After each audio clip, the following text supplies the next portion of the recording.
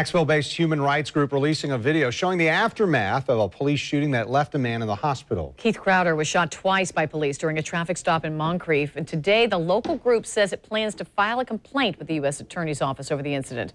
Jim Pickett is following the group of city council members also pushing for action. We begin with Tarek with more on that Jacksonville group that held a news conference this afternoon. Tarek? Well, Mary and Kent, a civil rights group called the Kemetic Empire, made their request this morning. They are asking the FBI to investigate the most recent police shooting that left a man in the hospital. JSO officers say Officer Serge Paul shot Keith Crowder twice after Crowder refused to comply with an officer's command to return back to his vehicle. Here's some cell phone video recorded right after the shooting. Why did y'all shoot him? He didn't do nothing. No, he did not have nothing in his hand. Now in the video, you can hear a woman questioning police moments after Officer Serge Paul shot Crowder. The Jacksonville Sheriff's Office says the officer repeatedly asked Crowder to get back into his car, but he did not. Activists say that this investigation deserves another set of eyes.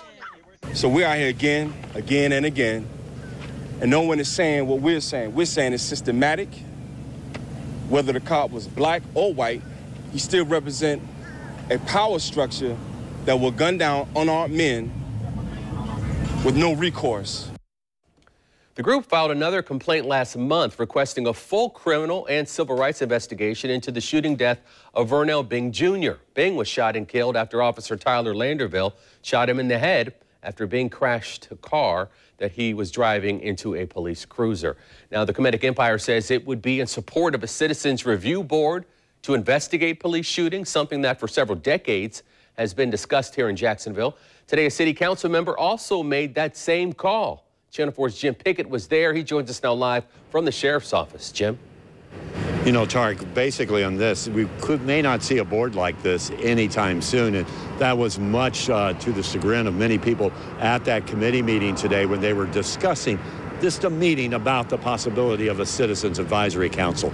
Now, this was put together by City Council member Katrina Brown, and she's basically wanting to do this to get that dialogue started.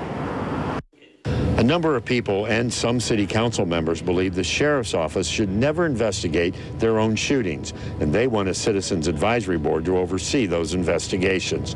That was the topic at this meeting with several city council members and community activists following two recent high-profile police shootings.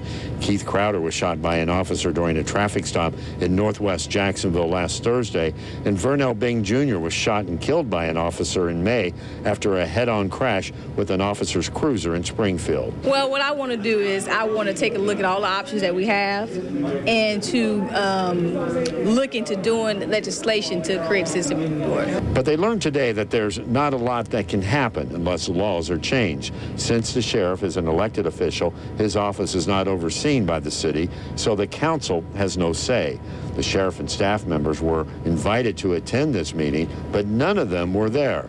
That didn't sit well with many. I think that the sheriff's absence is rude, despicable, obnoxious, and that he owes the entire Jacksonville community an apology. Those on hand were told that there was no other county in the state that has a citizens review board, but there are some city police departments that do.